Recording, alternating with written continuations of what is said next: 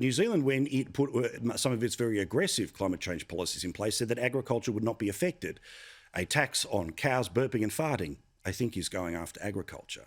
Joining us now to discuss this and way more important matters, none other than the former Deputy Prime Minister and very big-brained John Anderson, and the equally big-brained and former President of the Liberal Party in Victoria, Michael Kroger. Lads, hello. John, before we get to anything else, right, man. A tax on cows burping and farting is a real thing.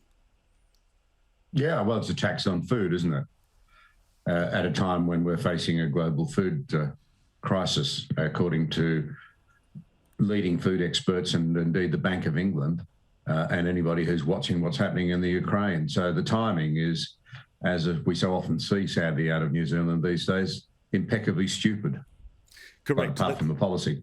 Yeah, let's see the follow-up. Let's see whether the Agriculture Minister, the Senator from Brisbane, has to say about this in the next 24 hours. Back to the meeting, though, between our Defence Minister and China's Defence Minister. What a surprise. Richard Marles was the first person that the Chinese ended up meeting. Here, in part, was part of his description of how the chat went. Here's Richard Marles. I raised a number of issues of concern to Australia, including the incident involving Australia's P-8 aircraft on the 26th of May, and Australia's abiding interest in the Pacific and our concern to ensure that the countries of the Pacific are not put in a position of increased militarisation. For his part, Jim Molan thinks that it is curious that we are at diplomatic conversations with the very Defence Minister who presumably would have known about it at the very least, but most likely authorised, putting little bits of aluminium into the intake of an Australian plane. Instance, Chris, could have resulted in all the crew on board that aircraft. It has a large crew. It just shows the thuggery, the intimidation, coercion, and the dangerous nature of what the Chinese Communist Party is forcing the People's Liberation Army to do. There were lots of other heavy hitters at this meeting in Singapore, including representatives of Japan. I myself have a strong sense of urgency that Ukraine today may be East Asia tomorrow. But as for the Chinese, don't meddle in our affairs. Let me make this clear. If anyone dares to secede Taiwan from China, we will not hesitate to fight. We will fight at all costs, and we will fight to the very end. This is the only choice for China. Michael, are you surprised that it was Richard Marles, the bloke who handed his homework to the Chinese, who met the Chinese ambassador more than Penny Wong, that got the first chat with Beijing? No, mate, we're not surprised in the slightest. And look, let's be frank about this. The Chinese are not mugs. This is the Chinese Communist Party. This is one of the most brutal and repressive fascist regimes, communist regimes in the world today. We know their shocking track record of imprisoning, a religious minority, the Uyghurs, for example. We know their abuses of human rights. We know what they're doing in Hong Kong. We know what they're doing in Asia. The fact they agree to have a cup of tea with Richard, well, what did the Chinese say? I'm not interested in what Richard said. He said, there was a change of tone but not substance. What did the Chinese say in response? You're right, Richard, we'll withdraw all our demands. We shouldn't be having a go at Australian airplanes. We shouldn't be reaching deals with the Solomons. We shouldn't be expanding into Asia. What did he say? What did the Chinese say? The bottom line is the Communist Party of China will never recede. It'll never give up. It'll never back off. That's the way of communist governments. And if anyone thinks that the Chinese government will respond to weakness, they've got another thing coming. As the great Ronald Reagan once said, there's only way to deal with these communist governments. You get peace, but only through strength, mate. John, I suppose there's no downside to talking, but if the expectation of why you are talking is because you are a new broom and the price of talking had been previously described as, more than a dozen areas that Australia had to back down on, that's the expectation. They're giving Australia an opportunity to dance by their drum, not an opportunity to change how they interact, correct? Well, Michael just touched on the real problem. We're dealing with a communist regime, a Leninist regime. We should never have believed that they would liberalise or accept global norms. They continually say China will insist on upholding global norms, don't interfere in our business. We will not militarize the South China Seas. How much more does it take to convince us that the Communist Party is about domination? It is not about reasonableness and interaction. So, as Churchill himself put it, George Orwell's always better than war. But the reality is that we have been too naive for too long, right across the West, and particularly, I'm afraid, in Australia, where, as I've said many times, I believe the last election should have been about who can best secure the peace going forward. But there's a strange reluctance to engage with real issues in the Australian electorate at the moment.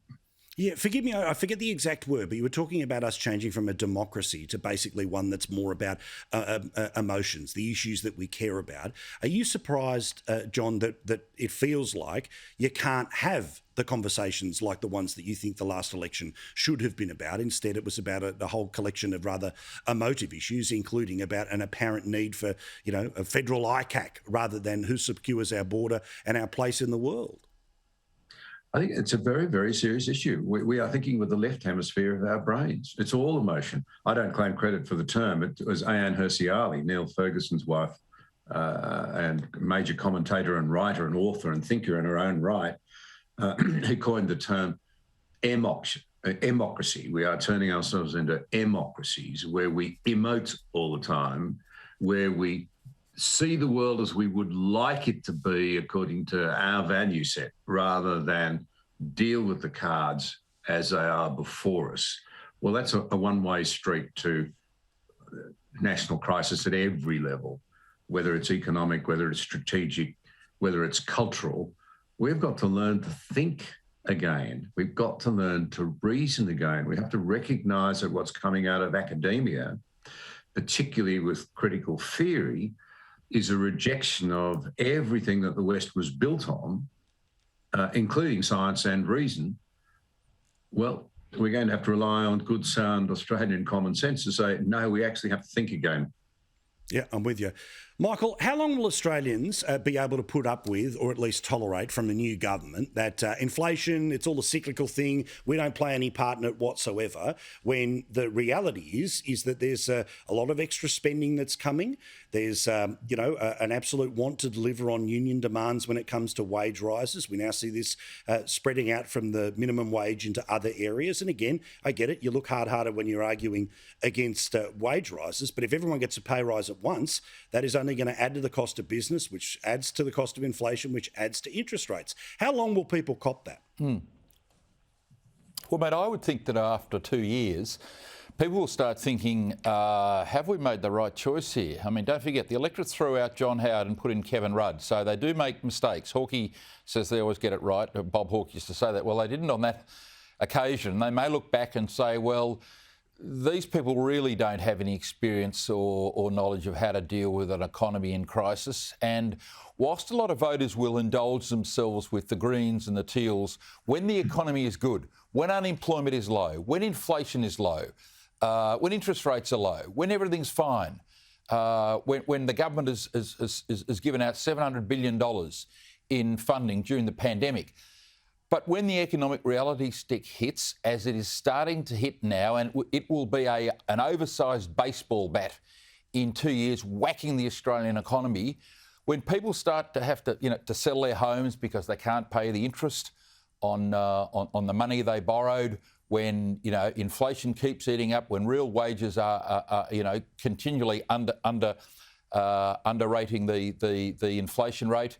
They're losing purchasing power. After 2 years, people are going to say, maybe we should have stuck with that bloke Frydenberg. He seemed to know what he was doing. He and Morrison seemed to have a good handle on the economy. So after 2 years, mate, people will say, no, we've worked out. You people are only commentators. You people in the Labor Party are only commentators telling us how bad things are. You don't have the capacity to pull the levers to get this economy under control. And so I give them 24 months.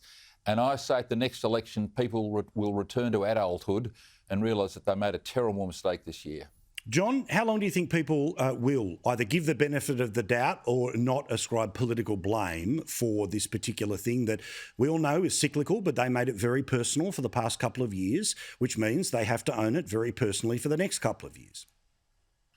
Oh, I don't think it's going to take terribly long at all, because the problems building up globally, let alone here in Australia, you can't divorce the two, are so major that it will become very evident very soon that we have to end our flirtation with wishing the world to be one way when in reality it is another way. And it leads me on to another point. The logical outcome of this is forget the talk about left and right and moving to progressive or to conservative positions. We actually need to just move to positions of thinking through what is good policy. And I think actually under Peter Dutton, that is exactly where the coalition will go. It's not rocket science. Again, I'm on a unity ticket with Michael here. The fact of the matter is that it won't be long before people are saying, well, we have to learn the global lessons on energy security. We can no longer just pretend that somehow it's Australia's fault that the Chinese are offended, because everybody else in Asia is offended. Even Indonesia now, which has tried to steer a very careful course, is plainly becoming very worried about what the Chinese are doing in their northern islands.